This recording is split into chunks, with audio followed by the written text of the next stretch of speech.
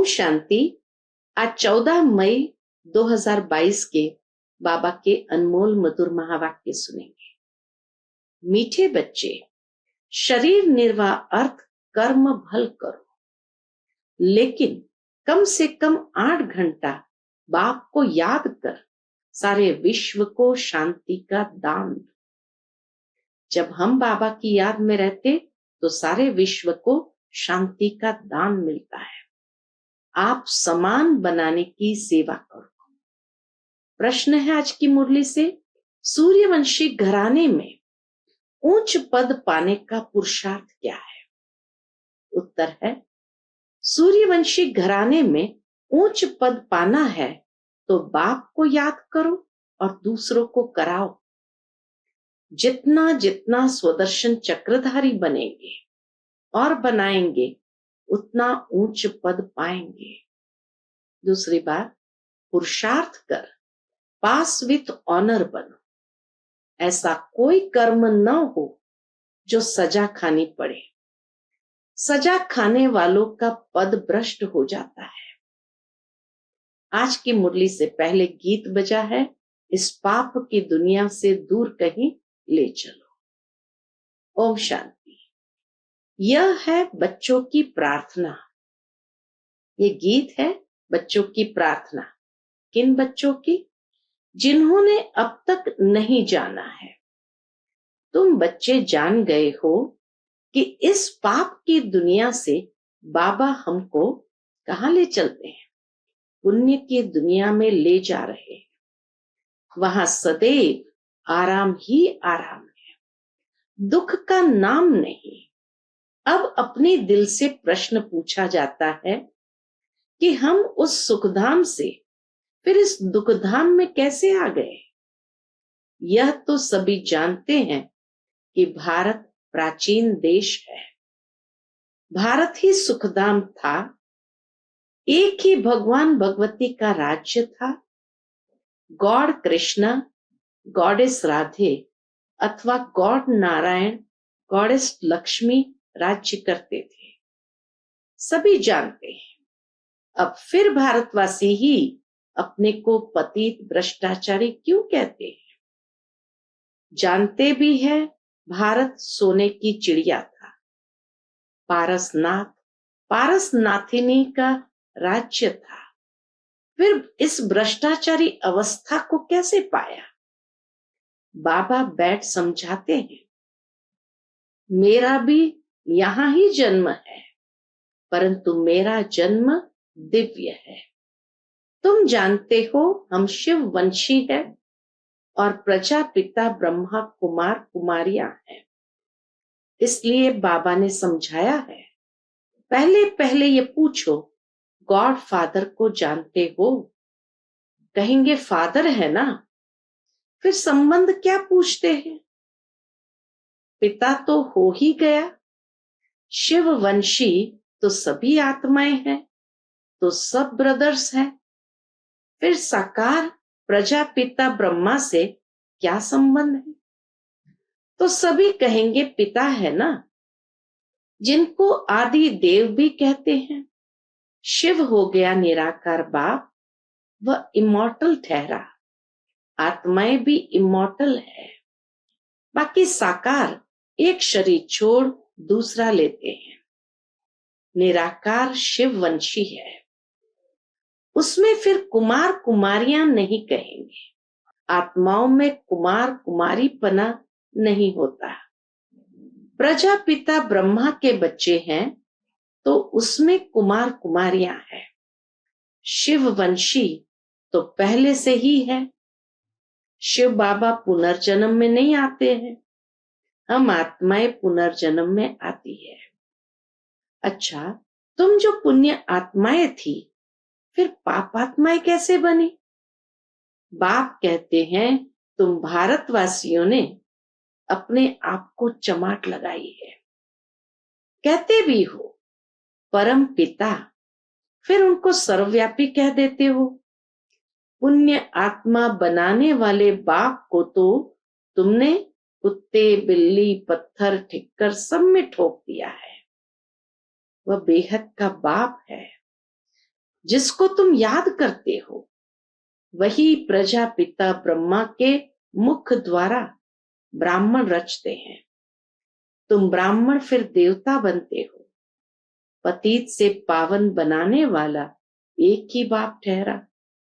उनको सबसे जास्ती तुमने डिफेम किया है, इसलिए तुम्हारे पर धर्मराज द्वारा केस चलेगा। तुम्हारा सबसे बड़ा दुश्मन है 5 विकारों रूपी रावण। तुम्हारी है राम बुद्धि, बाकी सबकी है रावण बुद्धि। राम राज्य में तुम कितने सुखी थे, रावण राज्य में तुम कितने दुखी हो।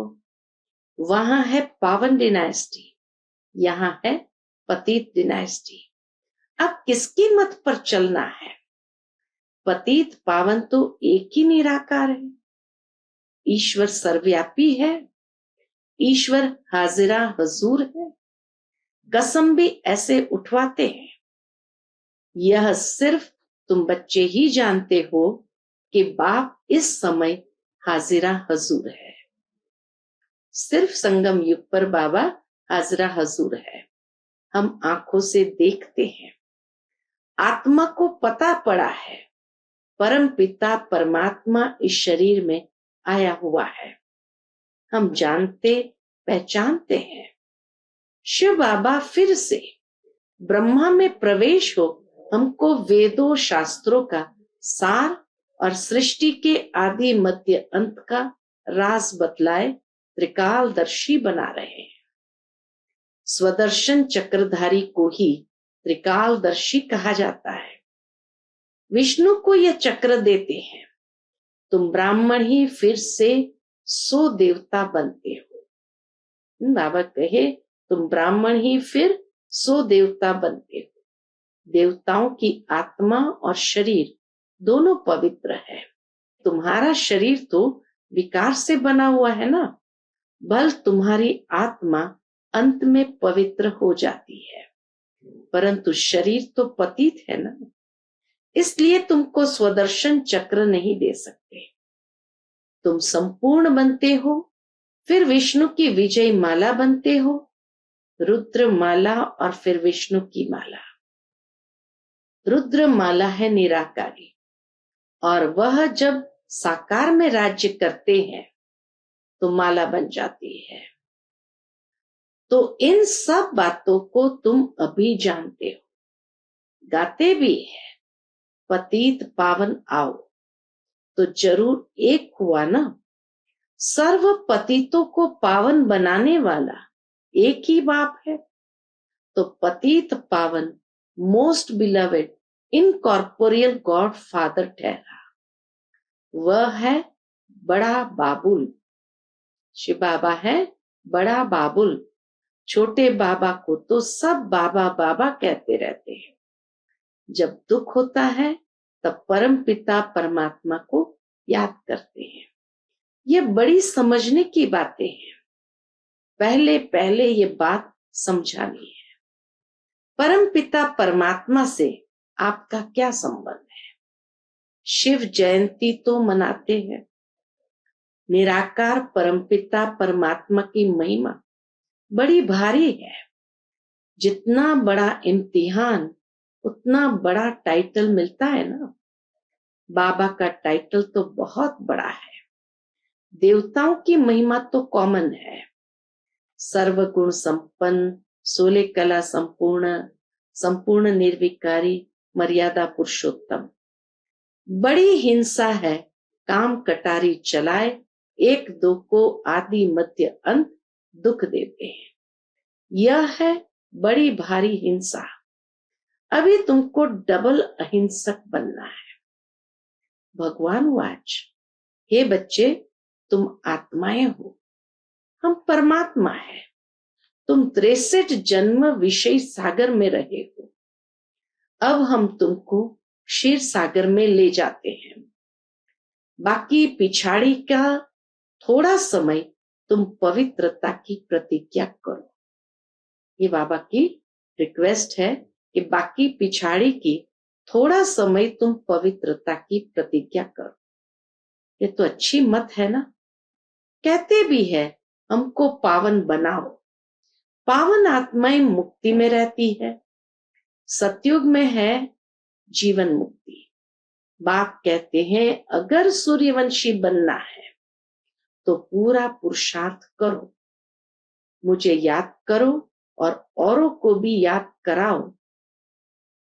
जितना जितना स्वदर्शन चक्रधारी बनेंगे और बनाएंगे उतना ऊंच पद पाएंगे।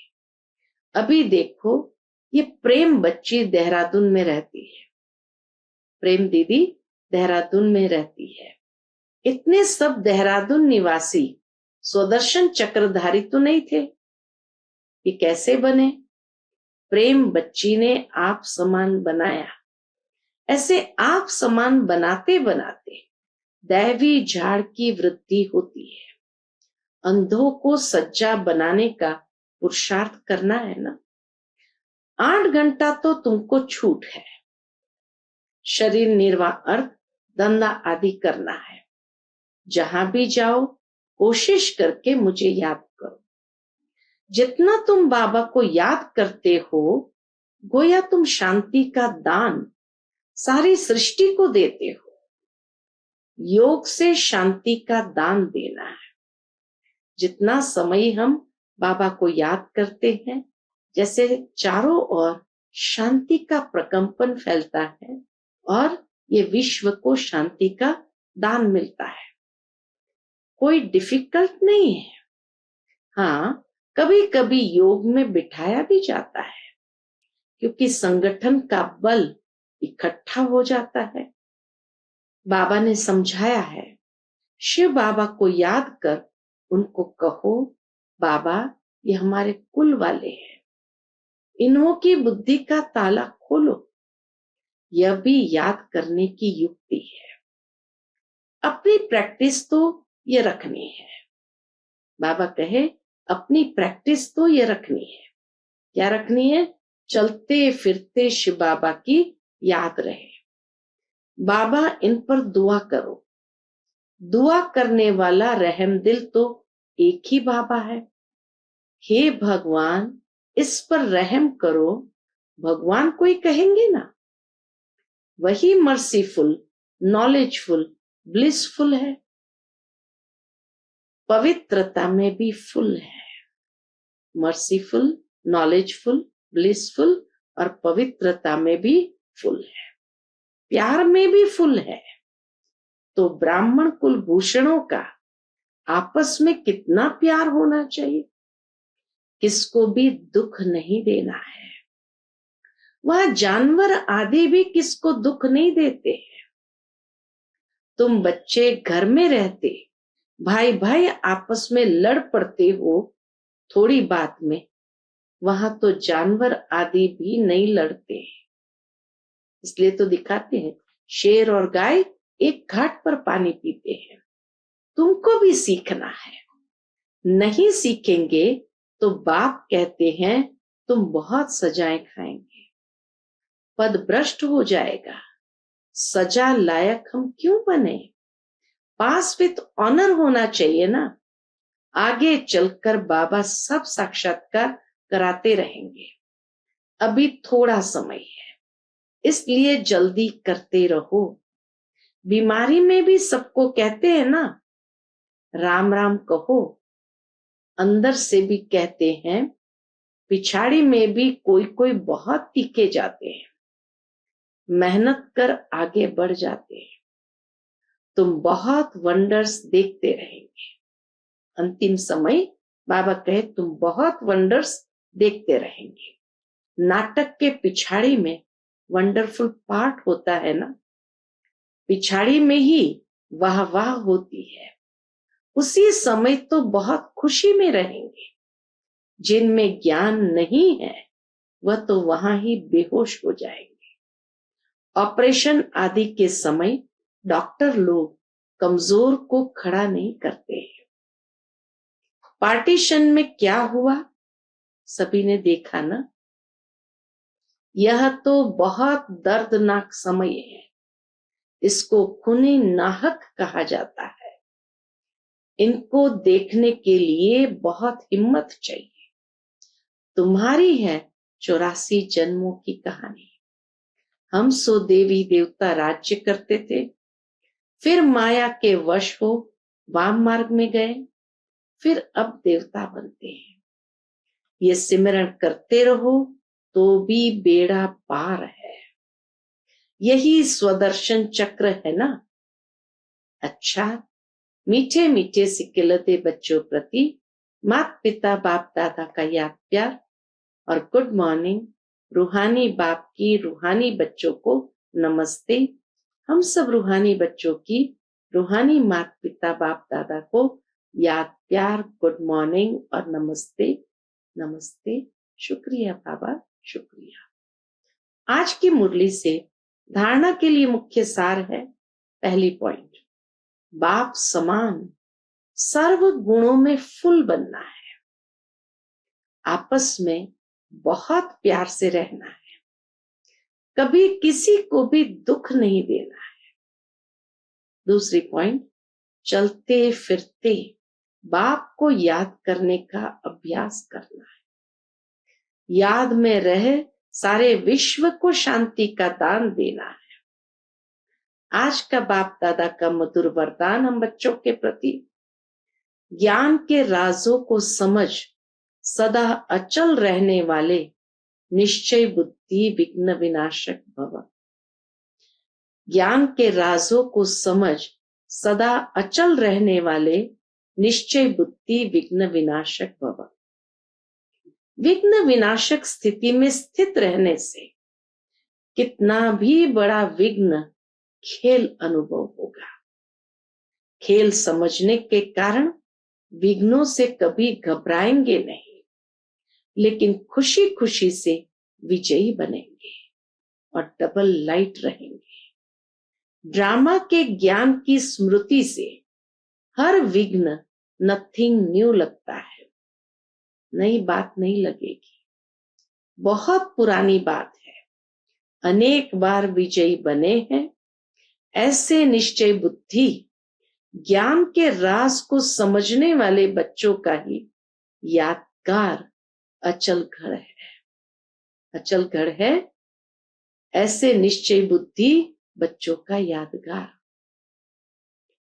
आज का स्लोगन है, दृढ़ता की शक्ति साथ हो तो सफलता गले का हार बन जाएगी। दृढ़ता की शक्ति साथ हो तो सफलता गले का हार बन जाएगी।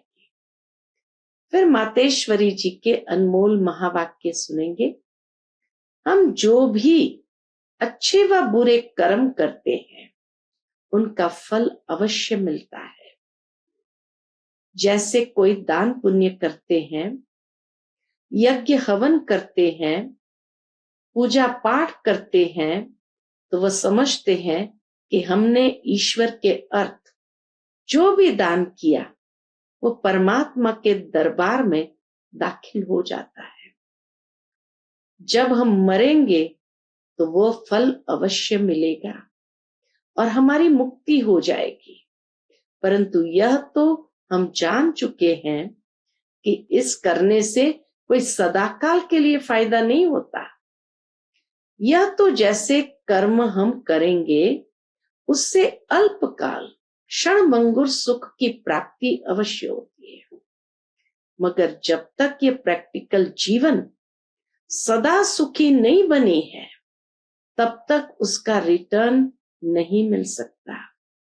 बल हम किससे भी पूछेंगे, यह जो भी तुम करते आए हो वह करने से तुम्हें पूरा लाभ मिला है? मम्मा कहे पूछो कि जो भी तुम करते आए हो वह करने से तुम्हें पूरा लाभ मिला है? तो उनके पास इसका कोई जवाब नहीं होता। अब परमात्मा के पास दाखिल हुआ या नहीं हुआ वो हमें क्या मालूम। जब तक अपने प्रैक्टिकल जीवन में कर्म श्रेष्ठ नहीं बने हैं तब तक कितनी भी मेहनत करेंगे तो भी मुक्ति, जीवन मुक्ति प्राप्त नहीं होगी। अच्छा, दान पुण्य किया, लेकिन उस करने से कोई विकर्म तो भस्म नहीं हुए। फिर मुक्ति, जीवन मुक्ति कैसे प्राप्त होगी? भले इतने संत महात्माएं हैं, जब तक उन्हों को कर्मों की नॉलेज नहीं है, तब तक वो कर्म अकर्म नहीं हो सकते, न वह मुक्ति जीवन मुक्ति को प्राप्त करेंगे। उन्हों को भी यह मालूम नहीं है कि सत धर्म क्या है और सत कर्म क्या है। सिर्फ मुख से राम राम कहना, इससे कोई मुक्ति नहीं होती। बाबा कहे सिर्फ मुख से राम राम कहना, इससे कोई मुक्ति नहीं होगी। बाकी ऐसे समझ बैठना कि मरने के बाद हमारी मुक्ति होगी, उन्हों को ये पता ही नहीं कि मरने के बाद क्या फायदा मिलेगा, कुछ भी नहीं। बाकी जो मनुष्य अपने जीवन में चाहे बुरे कर्म करे चाहे अच्छे कर्म करे, वो भी इसी जीवन में भोगना है। अब ये सारी नॉलेज हमें परमात्मा टीचर द्वारा मिल रही है कि कैसे शुद्ध कर्म करके अपनी प्रैक्टिकल जीवन बनानी है। अच्छा, Om Shanti. To watch Peace of Mind channel videos on YouTube, subscribe us on youtube.com/TV Peace of Mind. Just a click for a peaceful life.